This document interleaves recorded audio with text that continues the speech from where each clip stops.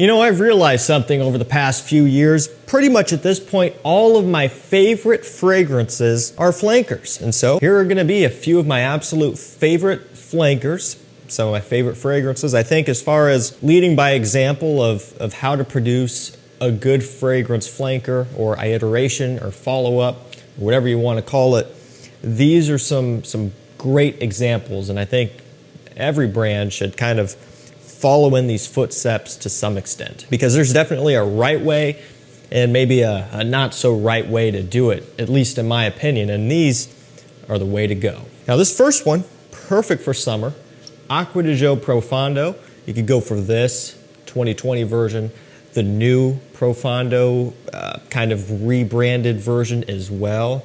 I really like Profondo Parfum, but just regular Profondo.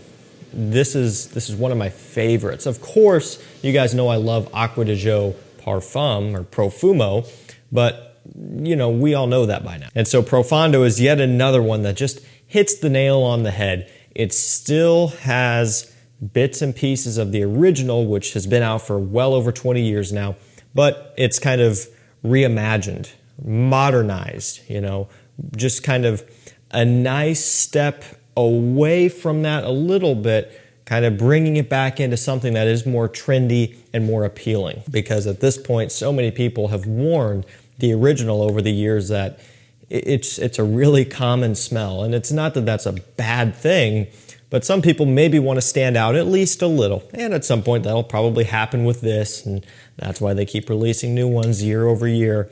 But you know, for the time being, for at least another several years, I can see this one just really being kind of a refreshing, unique choice to stand out. And I think as far as having something that is really conducive to super high heat summer wear, Acqua di Gio Profondo is always at the top of my list. And you're always usually around $100, a bit over $100 for these on discounters.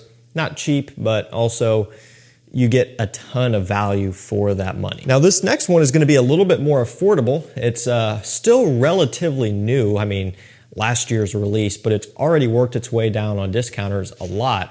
Testers pop up for a good price. Full presentation is usually around $80, maybe $85 or so. It's Versace Eros Energy. Man, this one was really highly anticipated last year, and it came out basically right at the very end of summer here in the US. And so now going in throughout this year, we've had a lot more time to wear it during peak summer heat, which is what I think this one is for. I mean, the second I smelled this one for the first time, and I did it on camera, the lemon lime blast that this one gives off was unexpected. It took me off guard. And of course I had looked at the note breakdown and figured that I would pick up on those, but punchy, sour lemon lime like nothing else. I mean, it really is one that gets your attention and turns heads immediately. That kind of does settle down a little, at least the level of punchiness and sourness that you get off the opening, that does kind of smooth off as it goes into the dry down, but it is still prominent throughout the entirety of the scent. And you're going to see comparisons to Creed Aventus and other Aventus smelling scents, which I do agree with to some extent. I don't view this as like a one-to-one style clone where they're trying to get as close to it as possible. I think they took a pretty good step away from the Aventus smell, tossed in their own little twist on this, and it actually worked out to be really good. So yeah, it does have some similarities, but also plenty of differences as well. So I don't think you're going to be fighting with too much redundancy, although it's just going to depend on how tolerant you are for Aventus smelling things. If you're completely disgusted by it and over it, well, this probably isn't going to be the best idea. But if you don't really care that much, you want something similar to that, but with a nice, bright, vibrant, sour opening with all that citrus, man, this is one to go for. Performance is great as well. It's an eau de parfum concentration. It's really the first true summer version. You know, they've had Flame, of course, the EDP, the Parfum, but you know, none of those were really summer oriented. Flame kind of gets you closer than the original, but just by a very slight margin. This is a straight up summer release. Finally, I'm glad that they did this after all of these years. And they took a little bit of a break there after the Parfum. I wonder if they're going to kind of ramp up the flanker production, because they also just dropped Eau Fresh Extreme this year. So they brought back that line, which has been dead for so many years. It kind of makes you wonder if they're going to step up the game.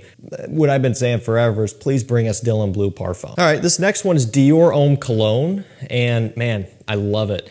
Obviously, a flanker of the original Dior Homme, and smells completely different, to be fair. So there are different ways that you can do flankers and go about it. You could go completely different. You can also go similar with a twist. We kind of covered that with Profondo. Eros Energy really goes completely different. Doesn't really tie back to the original. This goes completely different as well. But they're done in a way where it does make sense to me. It doesn't seem or feel out of place. I think every line should have a summer version. And sometimes when you have something sweet like Eros, or kind of floral, powdery, and sweet like Dior Homme, you can't play off of that a ton. You might just have to take a complete lane change and go into something fresher, and that's what they did with this and with Eros Energy. I think that's definitely the way to go in that instance.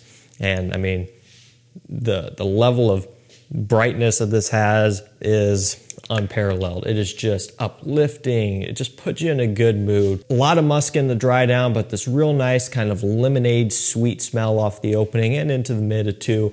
It smells like summer. It's definitely not cheap. About $100 for this. Testers come up for a bit less and so on, but you're paying up for this. Of course, it is a Dior Homme scent. There are alternatives out there that cost less. Jimmy Choo Man Ice for around $30 to $35 is a great option if you want to go that way.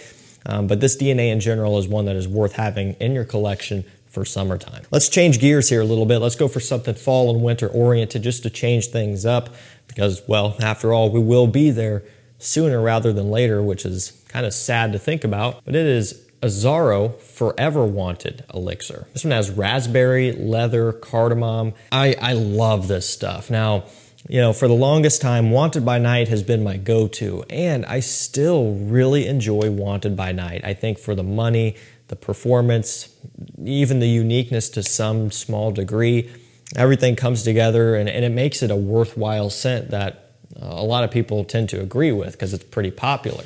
So that one's always been one of my go-tos.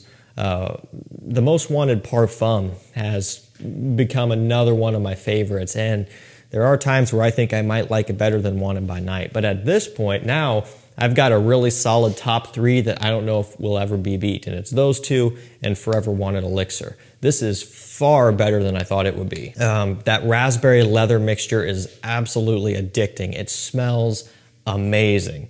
I love that. And, it's used here and there.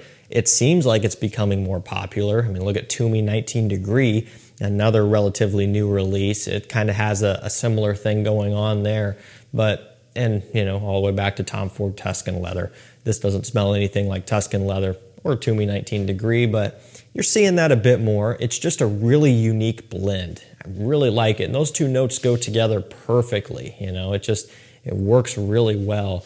And this is yet another example where it kind of takes a pretty big swing away from the rest of the lineup. It doesn't have that kind of lemon smell that the original Wanted has. Now, it still does have some of the gourmand aspects that the Most Wanted Parfum and even the Most Wanted has. Still takes kind of a little bit of a deviation away from those. Yet another flanker that I think is well done. It changed it quite a bit to keep you on your toes and to bring you something new, but here and there it still does tie back to some of the pre-existing flankers at least a little bit.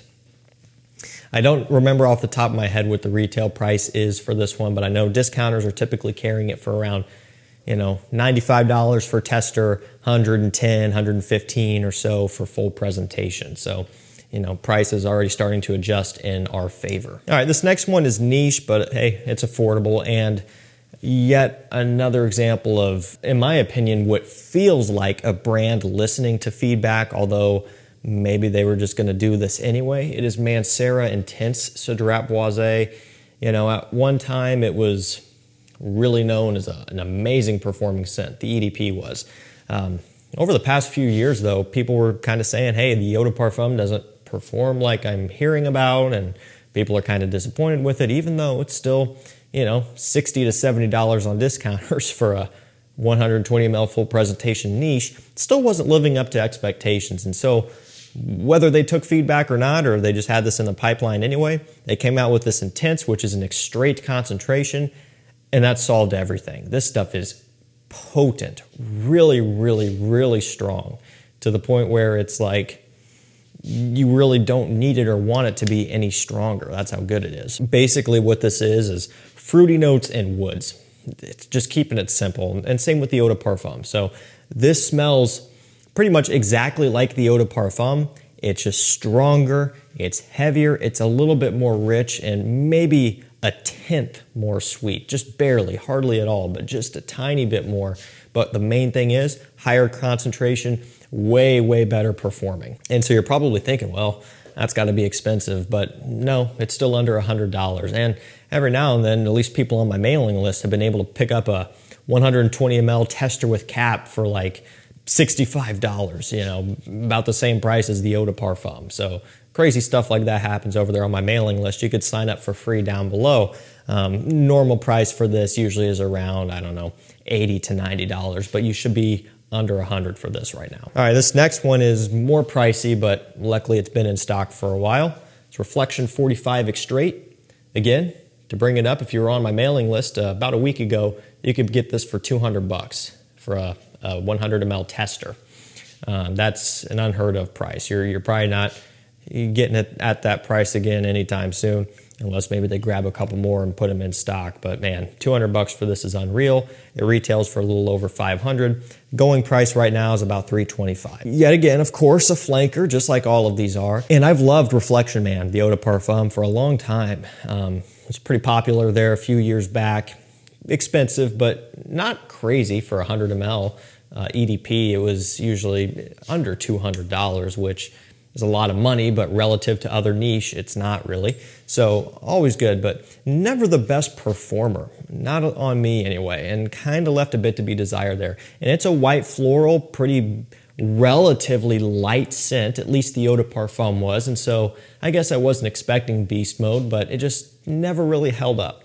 Therefore, I didn't wear it quite as much as maybe I would have preferred to. Now, this extrait version, I mean, it is a complete beast mode of a scent. 12+ hour performer, very strong. Still has the white florals, but it is quite a bit more hefty. More going on in the base, more depth, more richness, a bit more complex, but still smells shockingly similar to the original. The main thing is it is just more than double the strength. The 45 isn't just a random number. That is the perfume concentration. So 45% oil concentration. That's a lot. They've got also interlude 53. So 53% concentration. That's crazy. I mean, interlude's already so strong, and now it's just you can't even wash it off. So they're expensive, but they're also really cool, and there is zero worry about performance. That's the nice thing about it. You're spending a lot, but man, you've got something that is going to hold up. And I do want to finish this video off with something affordable, $60, maybe $65. It's Dolce Gabbana the 1 EDP. You know, I still go back to this all the time. It's one of my all-time favorite designer fragrances. Obviously, the first flanker in the line, the second release, the 1 EDT, kicked it off. The EDP came next and was by far the most popular. And of course, at this point, we've got many more.